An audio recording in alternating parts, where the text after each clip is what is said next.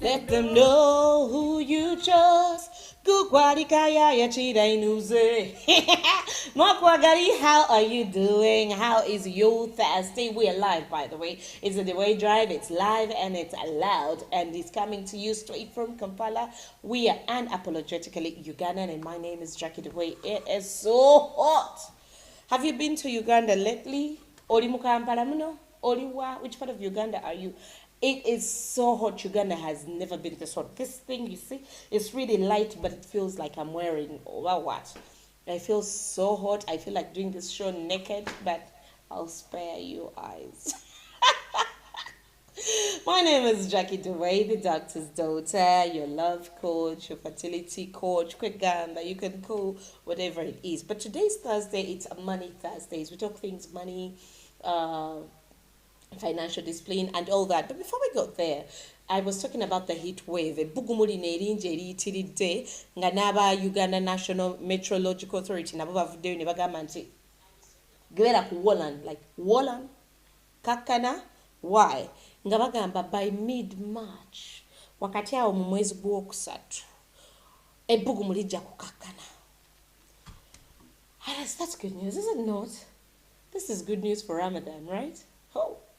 Bannange omanyi okusiba mbugumu lino bannange omutwe guluma era bannaaye Ramadan Kareem, our Muslim friends who are fasting, hanging, and of course Lent for the Christians, the Catholic Christians. Kugambi kino ekisiibo akasana kika naye nga tukyali awo ne jat efuuse jat. Kati jat kyekigambo ekiriwo, buli woyita jat, buli wolaba jat. Bali bakambe naye tubadde tukyayogera ku jat nga ne Nigeria waliyo abazibu. As we speak right now, arrests are going on in Nigeria. Bali mu kisiibo, and in some places in Nigeria they do practice the Sharia law. Kakati waliwo ekifo bakiyita Kano. Police yatandise okusiba buli asangibwa nga ali emmere, buli atunda emmere in public. You should not be eating during Ramadan. Oli otya nga banno bali mu kisiibo ng'ate otudde ku kkubo awo bakusibye. Era eno Sharia law tekkiriza muntu yenna kulya wadde okunywa nga bakulaba mu kisiibo. Era batandise dda kati tuli eno tuwoza jati naye nga nekiri e Nigeria kikka. I'm seeing social media reactions, but you know, at the end of the day, whatever we feel, I think it doesn't even matter. Abantu bagamba personal freedom, era biki. Yes, Ramadan is a holy month for Muslims, but what I know, dini tebagikaka ne Katonda takaka bantu atuleka bwokola ebirungi gwofuna empeera. So I don't know if Arisinto is the right way, but anyway, that is what is happening in some parts of Nigeria. And then of course today we are talking money. It's important to talk about money.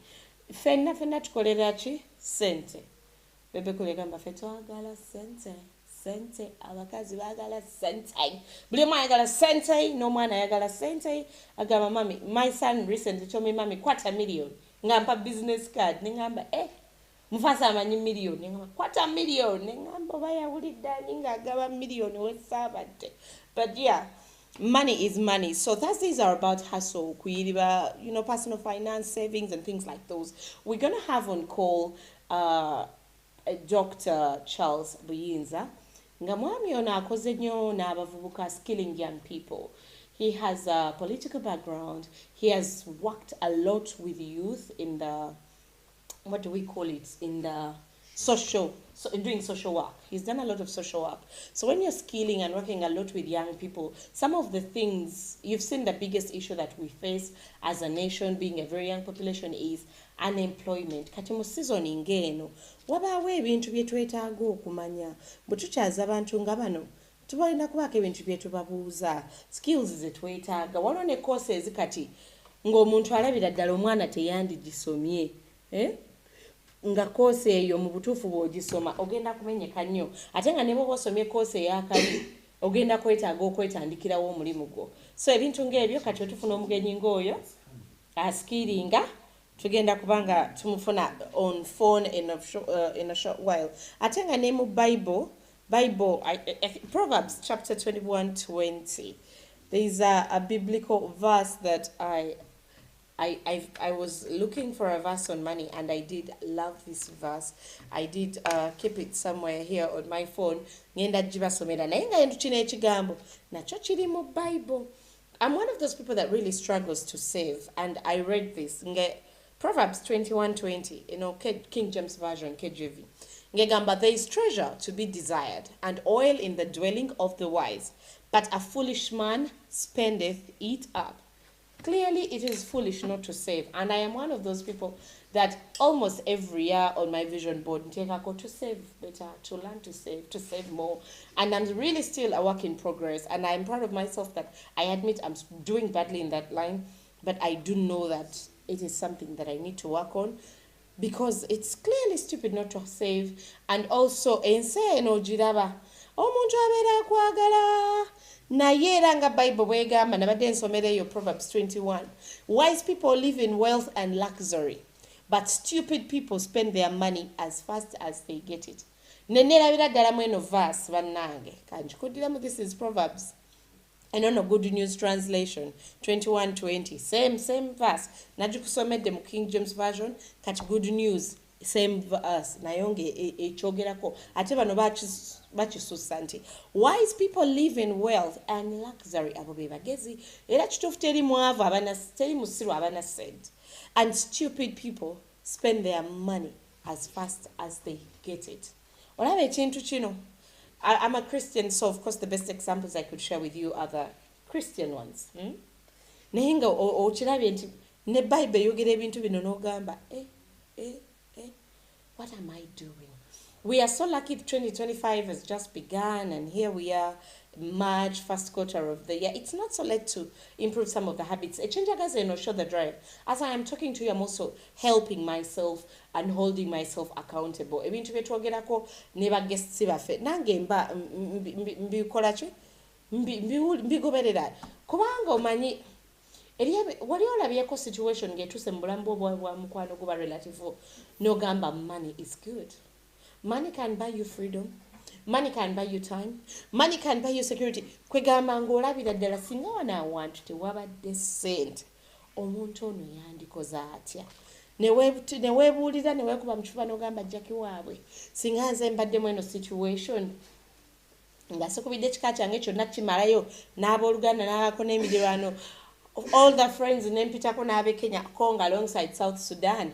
Ekizibu kino mbadde nkivuunuka. So you see why it's powerful to talk about money. Money is important. Money is powerful. Money naddala teri abantu abageze ennyo abamanyi no saving emergency. Nga wetwogera you. If you're watching by the way right now, feel free to communicate on 0773 356837 or +256 773 356 356-837.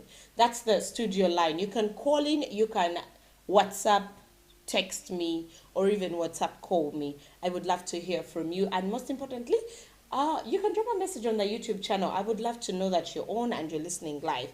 And I'm excited to be here with you on this Thursday. So, eri abantu ate abatusingako ng'emergency taraza mwana n'akubira kyalo kyonna oba biki ng'omuntu oyo anendya emergencies oba nno kale, but people who even say for rare opportunities of if a trip came up right now, they'd be ready to go.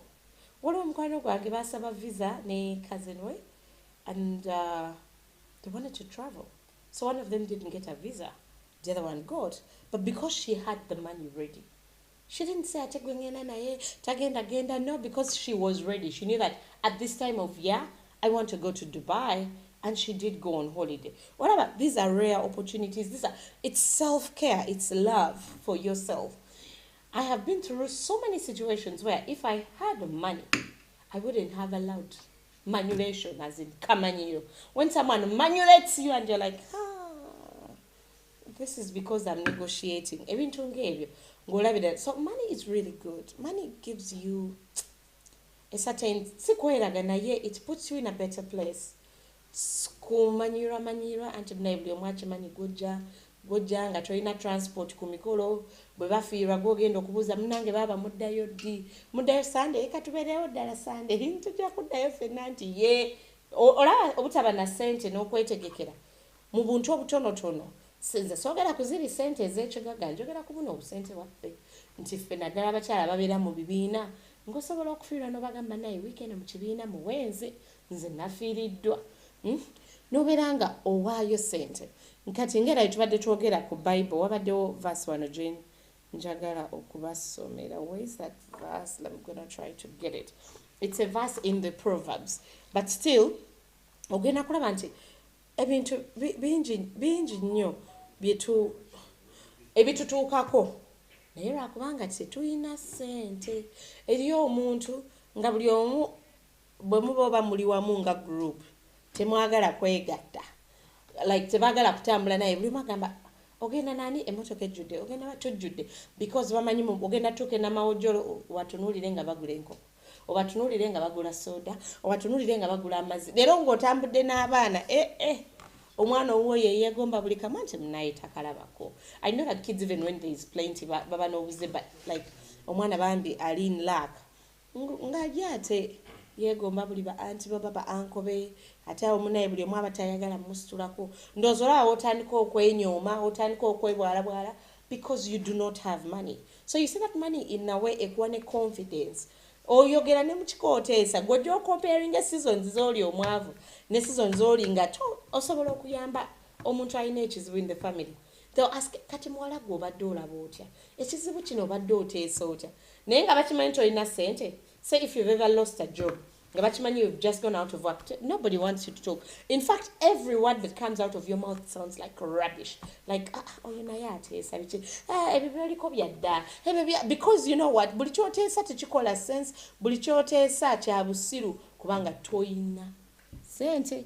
Sogera ku sente ziri ez'abagagga baliba just like ezikubeezaawo. Omanyi nti omuntu managing nga akasente ka boda abeera nako nga ne bw'aba talina amanyi ku app zino ez'enjawulo eziriwo eno app nenaka akaliko bwemanyi nawe endaga wali nja kwetwala kwegamba agende n'abantu ate yeesasudde transport wadde okitegedde ebintu ng'ebyo nze bye byenjogerako soogera ku ziri sente nti olina trailers olina amamotoka olina biki go wabuli omu lift no this show is a realistic show where majority of Ugandans tuli ku reality. Of course, it's good if you're living in abundance, in all those things. They are godly. It's abundance is of God. Katonda atwagaza ebirungi era atuwa obulamu bwo kweyagala. Naye nga if you're able to sustain yourself, ekyo kyendiko. Bible nera netugamba nti a good man leaveth an inheritance to his children's children. Kakati munaye nasabye verse eno ne ngamba essaawa eno nkwalifying okubeera good woman. If I died today, do I have anything to leave Mufasa and Pendo's child? My facial expression tells you. So yes, I'm a work in progress. These topics are very good to talk about. Is it to yamba to rethink life? And the wealth of the sinner is laid up for the just. Your Proverbs 13:22. Bible. If you're a Muslim, I know that there are Muslim principles on money. I did go to IU. I'm yet to finish my course, but when we were studying Islam, mulimu party ya sente. Ng'olabira ddala nti singa ebintu bino nali nabitegeera mangu. Waliwo we baatugamba mu class nti omuntu atalina kuwa zakat naawe obeera munaku ng'olina amabanja ate you're giving to the poor. You will only qualify to give to the poor when you've bailed yourself out.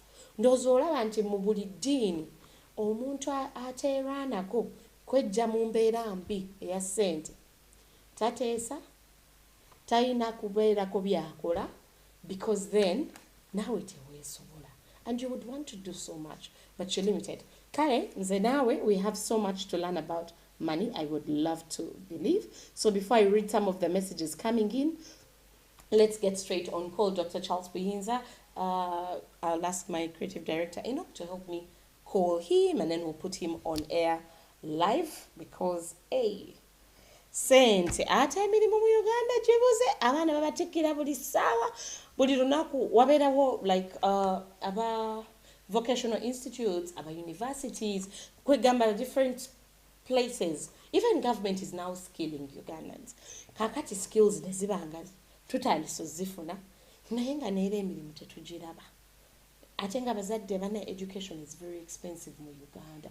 Omwana wa nasara asasula $1,000,000 plus. Ali kusomera eddungi.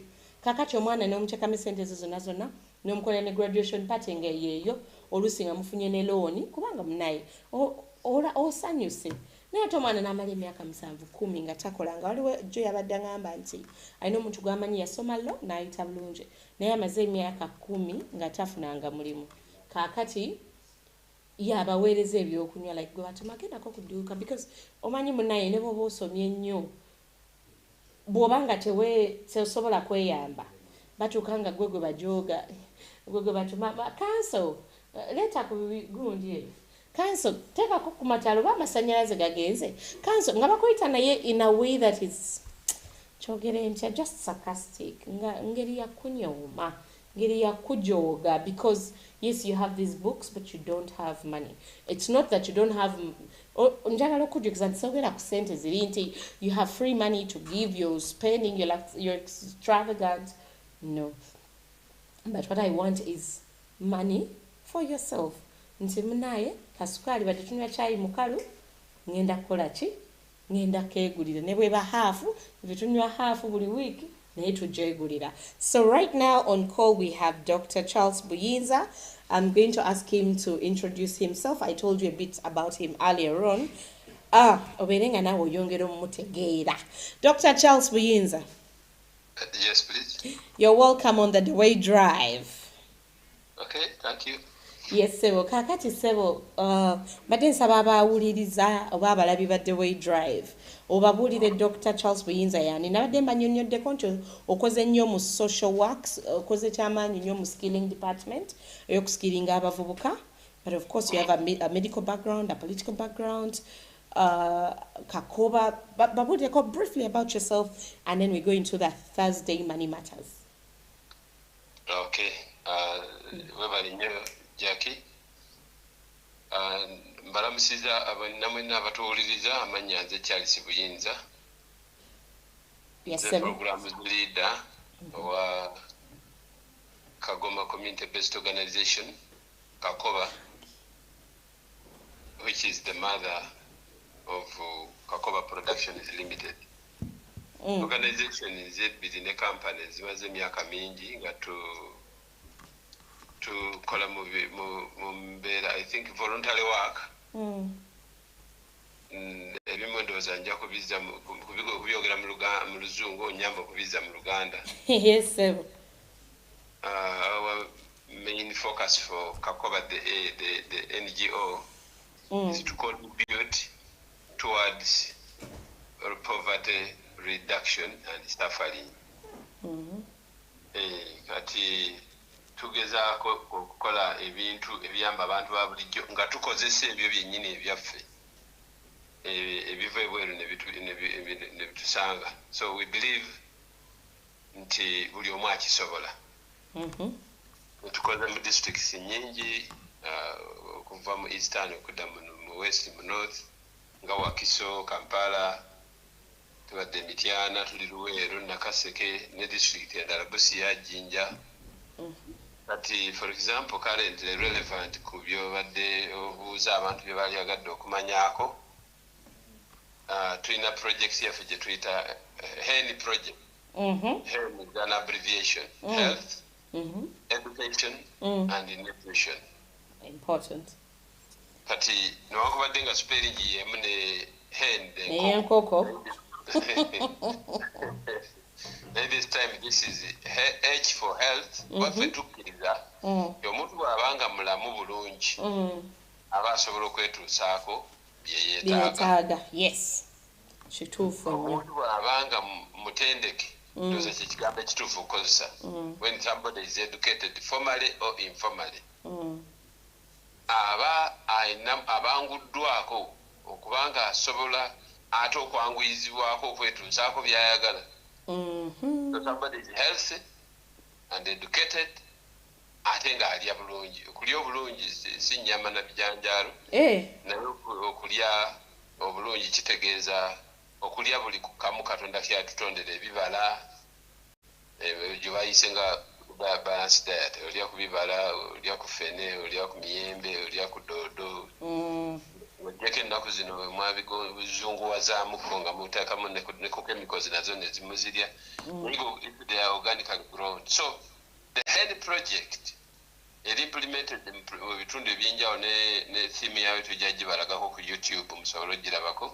And when you implement the HEN project, olwoba ogezaako okwetabamu abo abakendeeza, you call them development goals. Yes, SDGs, Sustainable Development Goals. Sustainable Development Goals.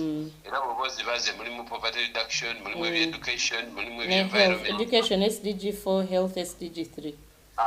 Naife tukimanyi nti niwoba awaka nga tonafuna na ssente eva mu gavumenti oba ya NADS oba yaki oba waliwo emyoga n'ebirala, naye gwe olina by'osobola okwetuusaako. Gwe nga ggwe kino katugeze singa obadde wooli nga waliwo osobola okuteeka ne bwe muba mu kakebe obudoodo tewayinza kubula ntula oba ninawo nno dokita, ninawo olwakuba nti simanyi kubisimba nkyalemeddwa naye nga nze omu kuba byegomba ate nga ne ka spacing kayinawo. I keep telling myself yentandikire wa yenteekewo kidoodo ngontya buli kimu kisobolera ddala ntula ku bintu omusanvu oba omunaana bye tuli mu kwogerako byawumbuulire ekiva e Bulaaya: doodo, ovakedo, omuyembe, ejjobyo, nakati, kabeji, ennyaanya.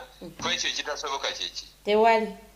Ate enkoko tosobola kulunda nkoko ewaka ne bwe baŋŋanda oba nsoga oba nsobola ngangiso. Mubupimbi gy'emirimu gyaffe naye era gye tutambulidde tetubeera na nsimbi nti zizino tuzisitudde ne tuziwa omuntu, naye osanga amaka nga galimu omwana nga tasoma naye nga bagamba nti tasoma kubanga tewali ssente, naye nga waliwo enkoko nnya n'embuzi bbiri ne doodo, so nga ate mu kibuga n'endagala bazitunda. Eddagala lumu lwa 5. Okubutaba na ssente si kyekyoka ekiremesa abaana okusoma, wabula okumanya nti oba osomyeko osobola okweyimirizaawo. So omulimu gwaffe ng'abakako baffe okukubiriza abantu, naye okusinga ennyo those who are vulnerable. Doctor, mu Uganda, 75% of the population is below the age of 30. Era nga bw'oyogedde nti poverty situation is equally concerning, nti abavubuka abasinga tebalina mirimu nga bw'ogambye nti osanga omuntu nga balina ekyokulya naye ng'ate omwana tasoma. Kakati twogere ku nsonga ya skilling. Gwe nga skillinze nnyo abavubuka for years, for more than a decade.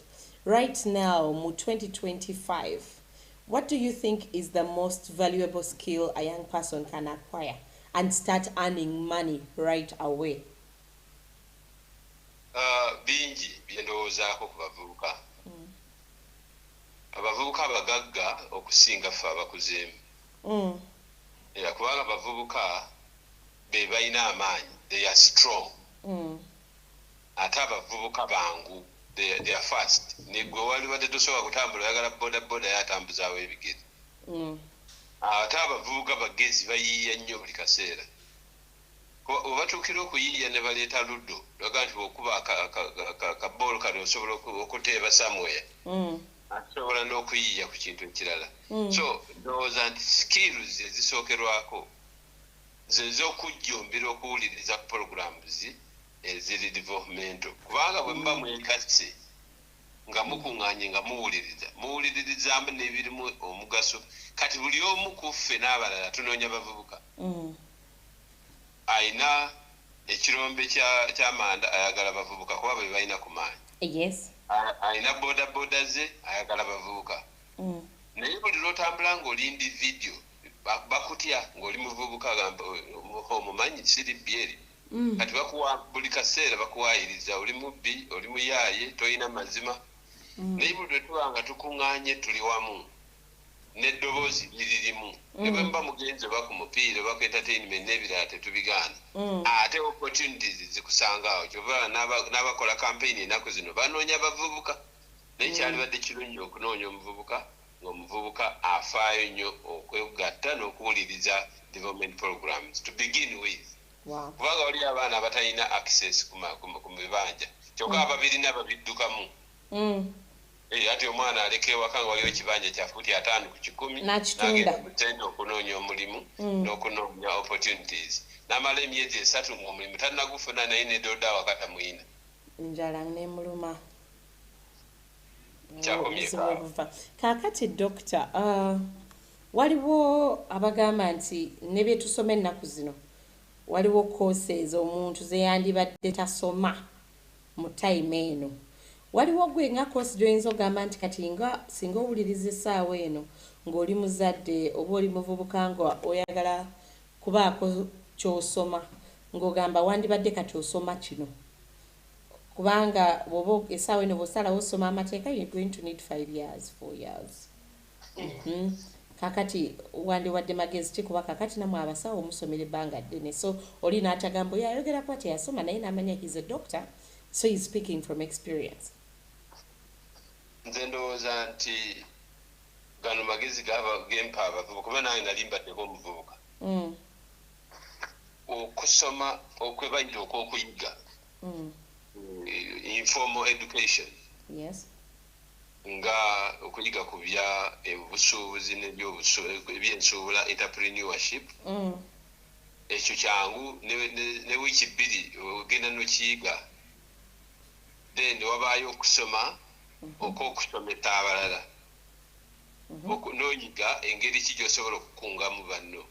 That's my recommendation. Skilling fellow youth.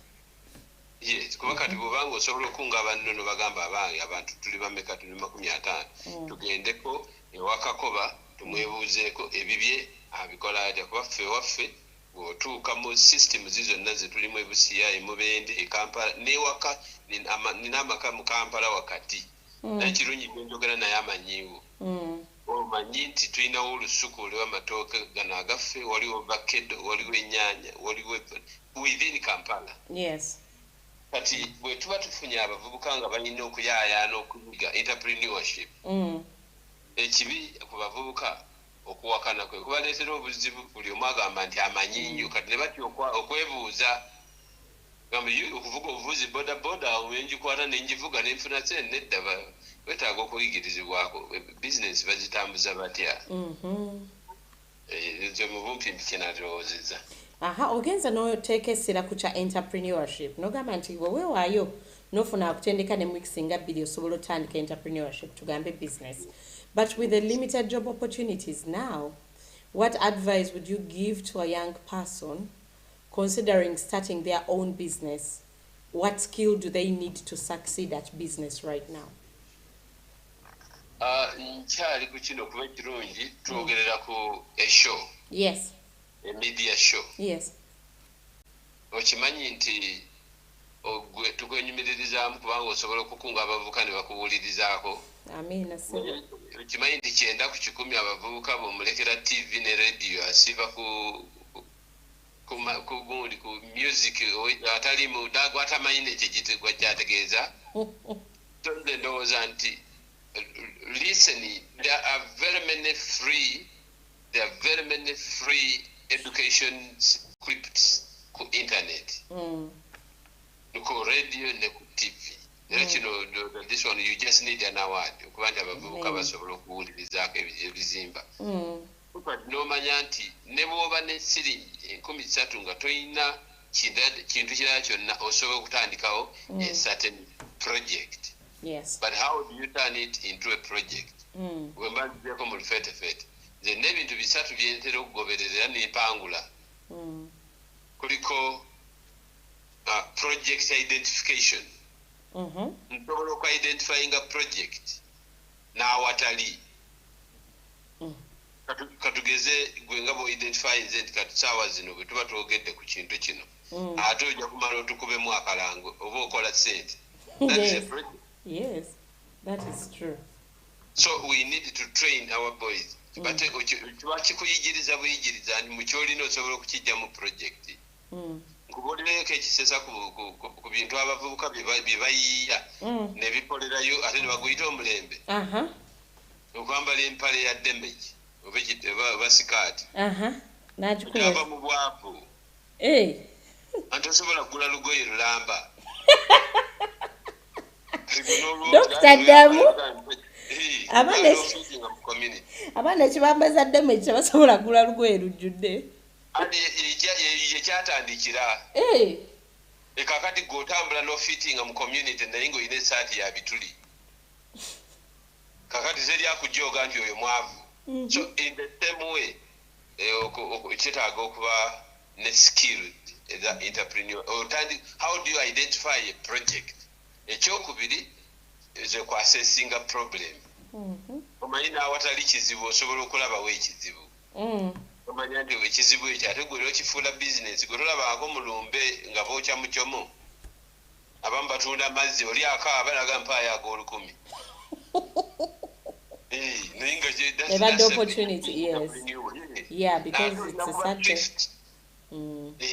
Ennaku zino ndaba n'abaana be batikka kyakala sepiki simanyi suwaani n'ebirala n'atambula okuva mu east naye tamanyi kirimu ate in the so doing training alinga mujaasi kitegeeza nti walabaawo omukisa omulala gwonna asobola okukozesa experience y'okutambuza ebigere 2 kilometers aye n'afunamu ssente.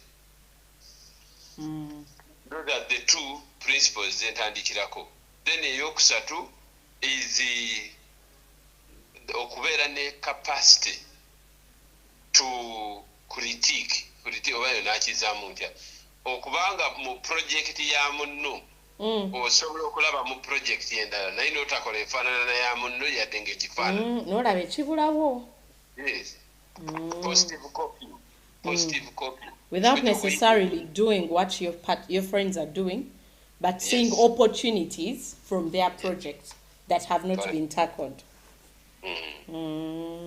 So kati ndowooza nti skills bwe zityo bwe tuba tutambulira wamu n'abavubuka ate bwe tulabamu abajjumbidde ate naffe emirimu tegituggwako. Kati bw'olaba yalina skill y'okuyiiya ng'omuteeka mu department y'okuyiiya kubanga emirimu mu Uganda tegiggwawo ekiweddewo bwe bugumiikiriza kuba kati twetaaga amayumba amalungi n'olwekyo abantu baagala ba artists. Twetaaga abasizi ba langi abazimbi twetaaga ba drivers loli ba mechanical very many things twetaagayo abalimi twetaagayo abantu abayiiyayiiya naye tujooga emirimu okubeera n'amazzi mu mmotoka ecupa 10 naye ate n'ogula ag'olukumi olwokubaga nnyogoga. Yes. Nkuwadde akazinda. Neyaza Dr. Charles Buyinza abamu bamuyita Dr. Kakoba. You've heard how he's very experienced in this realm of business. As we talk money matters, Dr. Togere kucha financial discipline. What is the simplest yet most effective financial habit you've seen transform a young person's life? Ekisooka gundi self-esteem. Kwekkiririzaamu. Kwekkiririzaamu. Kubanga tujja kugiyita self-discipline naye self-esteem. Omuvubuka asobola okuba n'esiringiza 5 oba 10 n'asalawo agolole ku bigere agendeko ku luguudo n'asangayo abavubuka abalala bana nga bakuba zaala oba bawakana oba balya bikomando n'ebirala neyerabira nti talina sabbuuni kati singi bitaano n'akomawo nga tebiriiwo naye nga singa abadde asoose kubigulamu sabbuuni n'alyoka agenda yaligenza atukula ate n'asangayo yenada opportunity.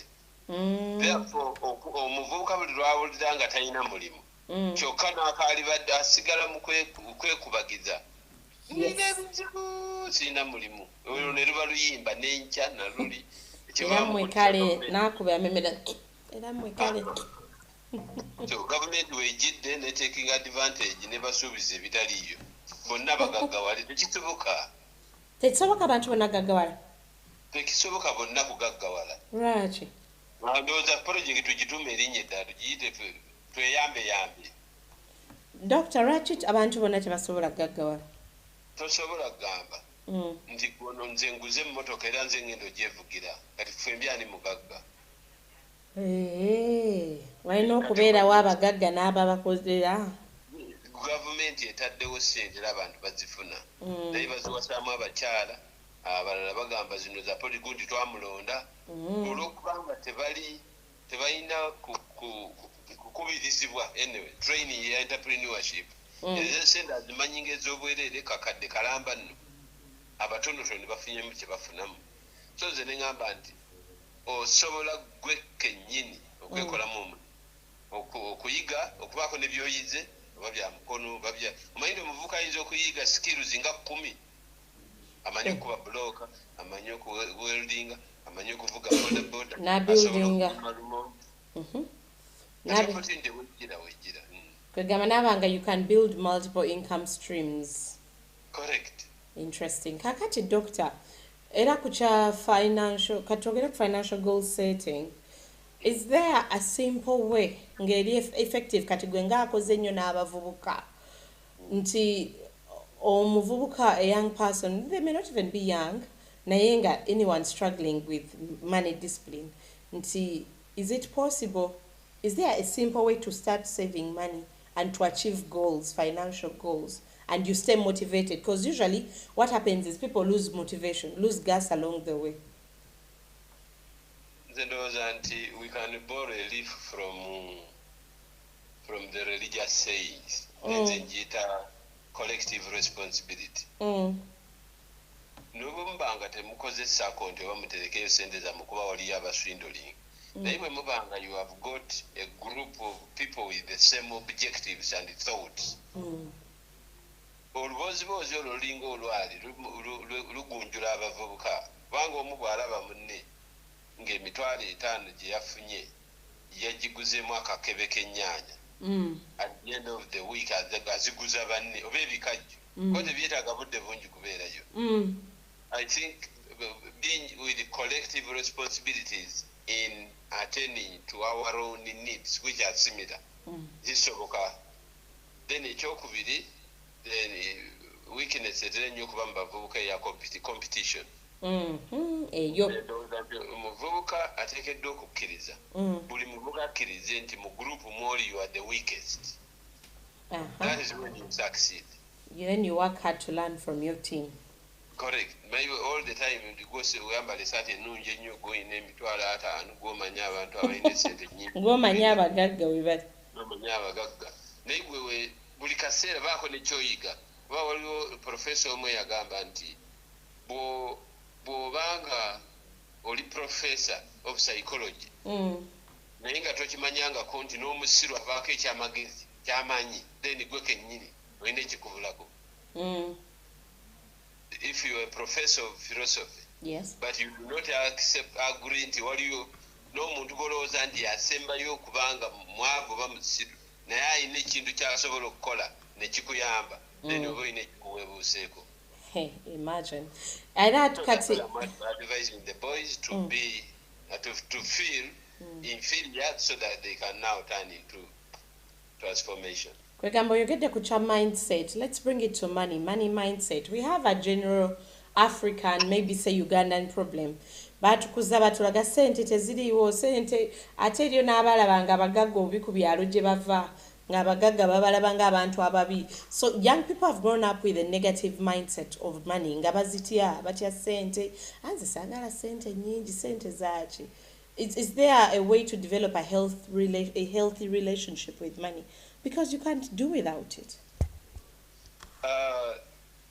Kiriza mbasharingireko obuvubuka bwange. Nze natandika okukola ebyange from home. One, the restriction is where oli mwana mulenzi naye saa 12 zikusanga waka bwoba tova ku ssomero. Naye nenunda enkoko, nalunda ku nkoko, nasuubulako ndiizi, nakubako buloka, nakomaga ku mbogo, nesuubulako amayinja. Sina kalimu katono kesimanyi, nenima ebitooke, nenima ku bikajjo, nenima nekakati nkyabirima. Doctor, na facultative mind. Awo wali mu myaka ng'emeka egy'obuvubuka? Ebe emyaka gy'olwo bakyazijjukira kuba natandika okulunda enkoko nga ndi mu P5. Wow. Kakati ntuuka mu senior 1 nga nze engatto gye nasooka okwambala nagyegulira nkubye bulooka. Imagine. Laba bwe nsomera masters Bungereza nemvuga emmotoka neninya ennyonyi kati nina amatoka nina amabanja n'emirimu gye nkola kati mirimu gya bbeeyi. Naye watandika small. Naye ekyabugagga kye nafunawo kyali kyakuwuliriza na butajooga bakulu. Abakulu we baba boogera nga tubeera wali tubeera awo lwali lwampaka nno okuwuliriza ne bawuliriza boogera byakizeeyi osanga bali ku yeno TV ng'ogisanzeewo. Naye kati ku mulembe guno abalina TV tulina ne radio tulina ne groups tulina n'amasimu, we can listen and eyo kalicha gyoyogerako olina kugijja mu kusoma mu kuyiga na positive copying. Copying ekintu ekirungi. Engage yourself by 70% mu bintu ebikugattako okusinga kubanga tumanyi abavubuka mulina okuzannyako tetukuganye zanya ku kapiira agendako ku luguudo olabeko kyolaba naye at the end of the day kano kensembyayo kubawa. Waliwo akagambo ndoza nako ka luzungu, reflective practice. Reflective practice kwe kuba mu tooki buli lunaku oba buli wiiki oba buli mwezi oba buli mwaka. Olwaleero luzibye naye ku byenkoze kuliko ko ekinzimba oba mu kwogera oba mu kukola oba mu kutambula. Amazing. Kijja kuyamba enkyogamba nti jjo neebase nnyo luli nabadde mu kulwana luli nali kapiira olwaleero kanoonyeeyo wensi.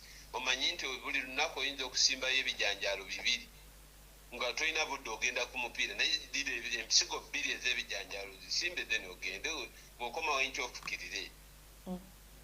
At the end of the week ojja kuba olina ebijanjaalo nga 10,000 oba 300. Ate bwe bibala ng'otunda. So the reflective practice qualifies you to self-sustainability. You look at yourself and what you have been doing, what you have been saying. Nemu business is in a at the end of this week, I have been working, but how much have I spent? Is it borrowed money? Have I paid workers? Have I done anything that will duplicate this money to another level? If no, then make sure you improve tomorrow. Thank you so much, Dr. Charles Kuyinza. We thank you so much for your time. There was a lot of words of wisdom coming from you. Yeah, thank you very much. I wish to thank you and thank the listeners. Feel free to consult us. Like I told you, your Kakoba production is limited. We are doing both community development, research, and we are in mining. I wouldn't shy away by telling people that I'm in gold mining, which is one of the most precious jobs. We'll host you sometime to talk about gold mining and to talk about that whole gold sector, because the notion in Uganda, when someone says gold, so I think in probably next week, if it's okay, on a Thursday we could host you to talk about gold mining, the business in Uganda, how legit is it. Kwegamba omuntu wa bulijjo ategere nti eyo business nayo gyeri ate nga yaddala. Thank you so much, Doctor. Amen.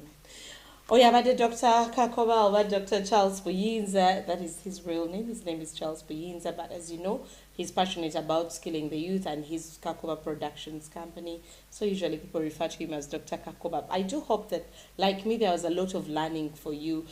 He said, he kept emphasizing on the fact that, what do you listen to? Mani bagamba garbage in, garbage out. We are lucky we are in an era of opportunities, social media, there is so much. Nagamba ku internet, kuliko skills ninji zosobola okuyiga. Nobera ku computer, weeks bidi nobako skill joiga, which is very true. So utilize the internet to learn new skills. Nagamba, keep learning, keep teaching yourself, and from your network, chasinzo gamba, do not be the coolest in your network.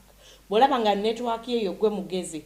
Fine, it's time to find another network where you will not be the clever one, so you can learn from other people. At time, as I close in relation to what Dr. Charles has said, government right now as we speak, it's calling upon young people to pursue short AI courses in artificial intelligence to to be competitive within the digital economy.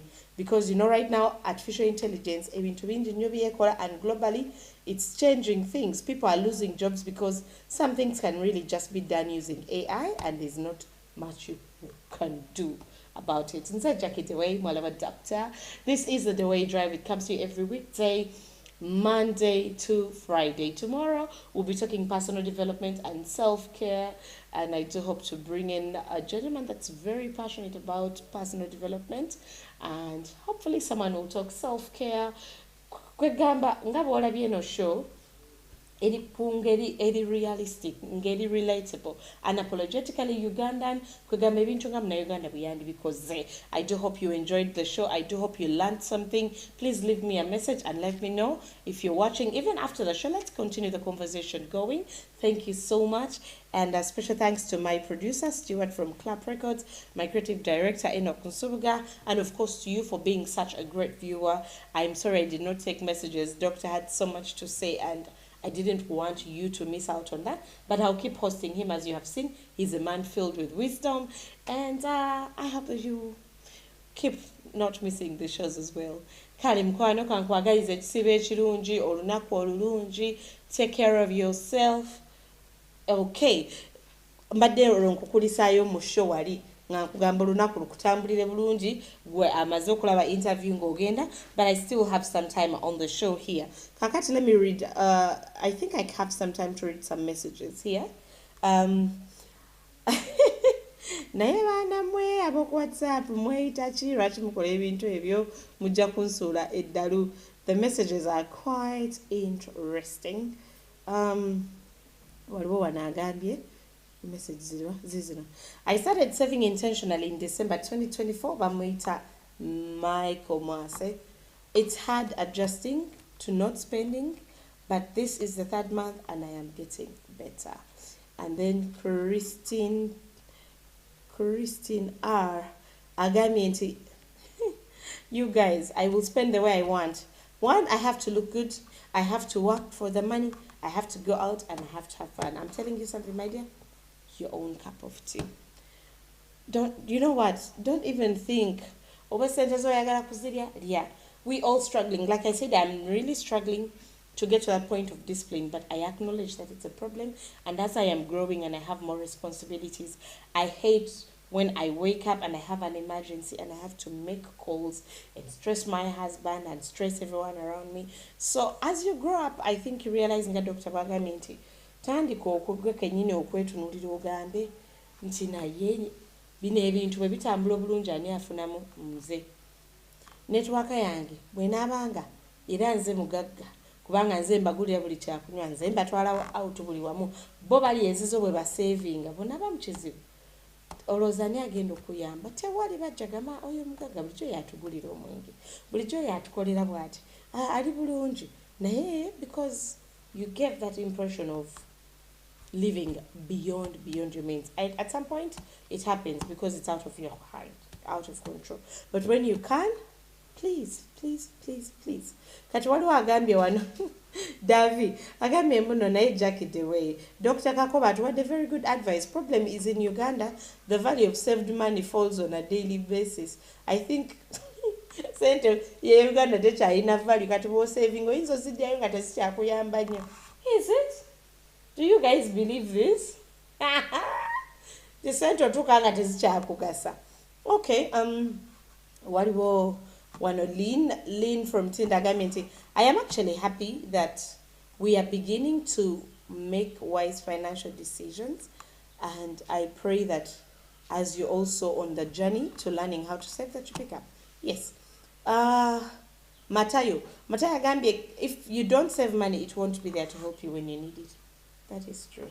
Like right now, I need money that I did not save. It's not going to be there. But now I have to find some other ways to get some clients going. Then I get that money that I want. Saving, because sometimes you land on a good deal, you have a good clientele, good months. Kakati ngafa abali mu interior design, ngoinayo nga ba clients back to back. Naye ate naawe nobeera ng'ozispendinga ate n'otuukako mu break kuba kati kyemmanyi tugenda kubeera mu break until around Easter awo tulyoke tuddemu ofuna bakasitoma ba Home Depot naye ng'ate ekyo savinze kuba ontegeera saagala olowooze nti mbyogera kubanga nze nina lots. No, I'm experiencing certain things, and that is why we do these shows. Why are we on air? To help each other, to make each other better, to learn from each other, you know. I really, this is nice. My friend Timothy from Chusa Agambe, thank you so much, Dr. Kakoa, for convincing me and not confusing me.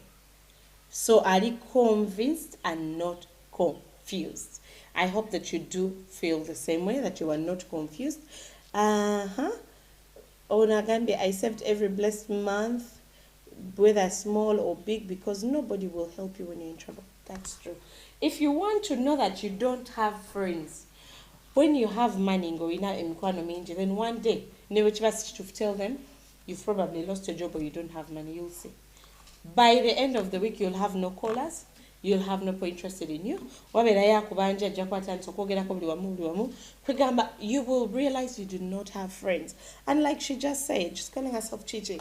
Like Chichi just said, whether small or big, I serve, because when you're down, nobody's coming to save you. Nobody.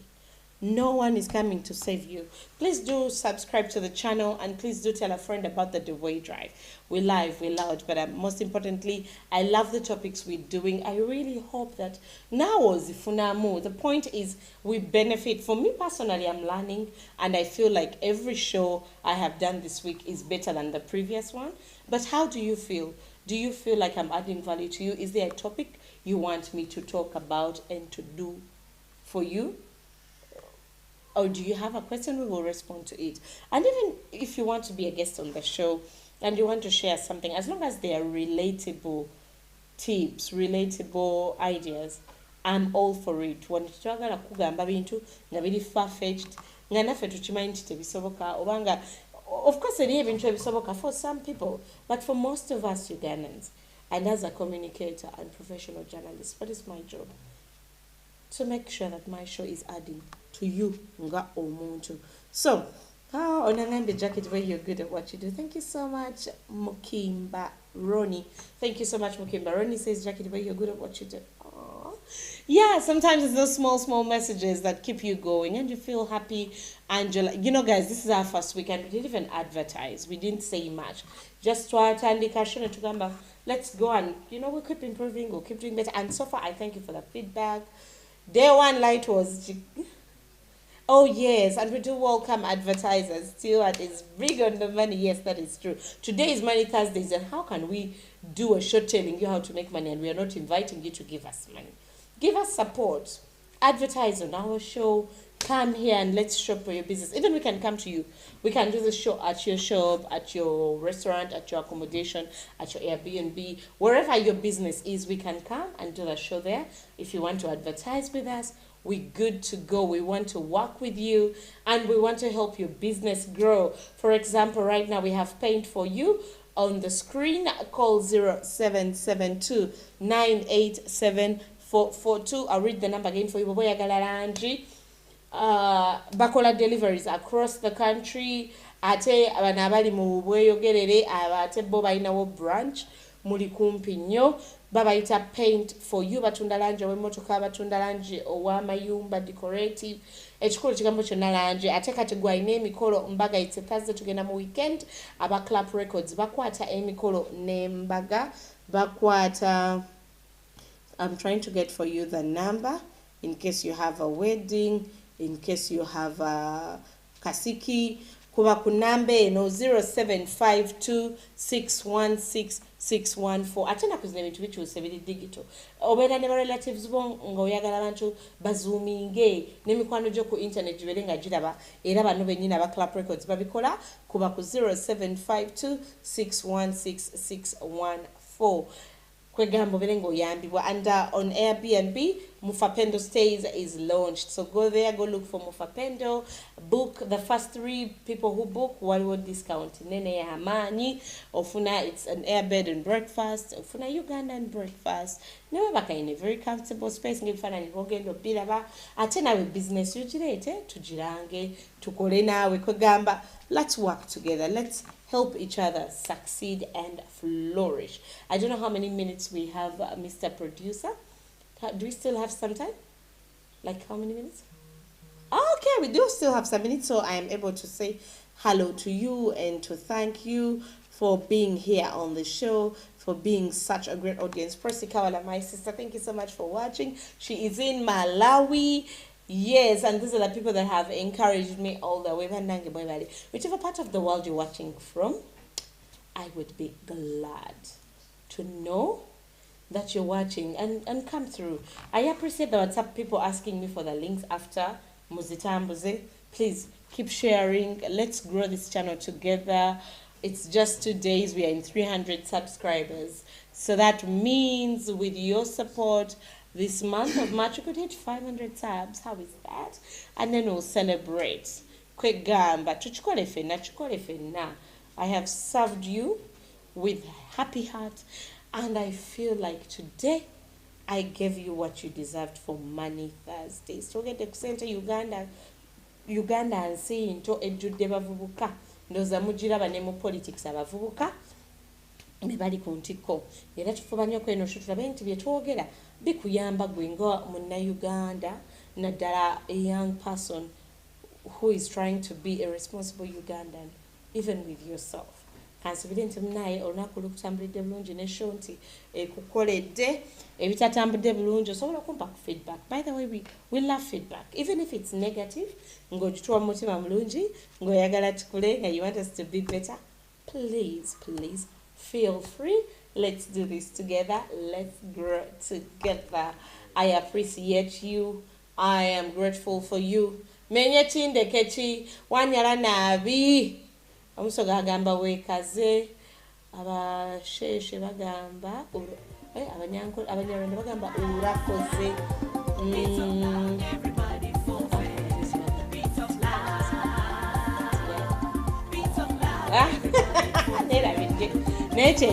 In whatever your language is, thank you so much. Bugula.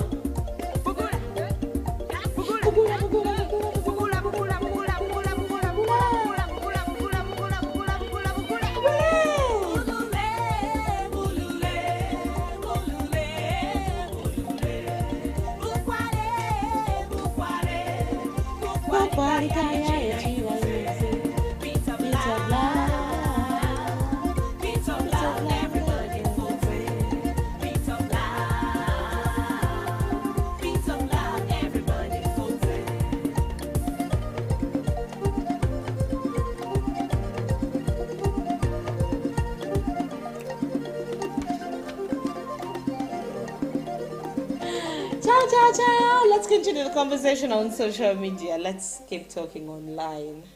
Yeah. Let me go have lunch as well.